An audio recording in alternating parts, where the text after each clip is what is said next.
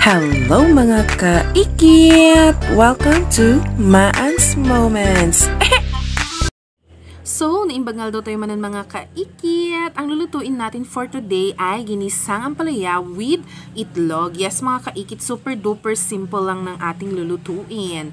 Ayan, at dahil wala tayong bawang, sibuyas lang na marami ang gagawin natin, ang igigisa natin mga kaikit. Yes, gisahin ng maigi para mas masarap mga kaikit. Ayan, sa part na yan ay pinag-brown ko ng maigi yung sibuyas. Okay.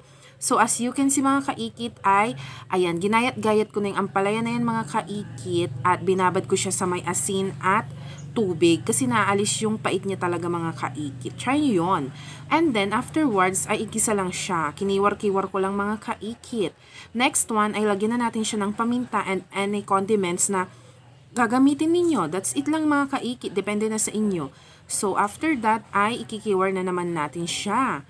Next one mga kaikit ay naglagay ako dyan ng water. 1 cup muna mga kaikit. Ito try natin mga kaikit kung okay na ba yung 1 cup or hindi pa. Pero dahil hindi okay mga kaikit ay nagdagdag pa ako ng tubig hanggang sa maluto yung ampalaya mismo. Oo.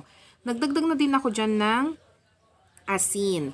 And lastly mga kaikit is yung itlog. Yes mga kaikit. Kakailanganin natin yung itlog and ayan, luluto-luto na natin siya. Ikikiwar natin siya mga kaikit. Medyo fluffy pa siya dyan sa una mga kaikit. And ayan, i-dry out. Kapag naging dry na siya mga kaikit is okay na yan. O diba?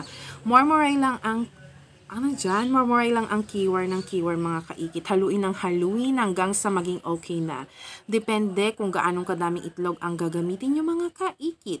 At dahil dyan, 4 atang nilagay kong itlog.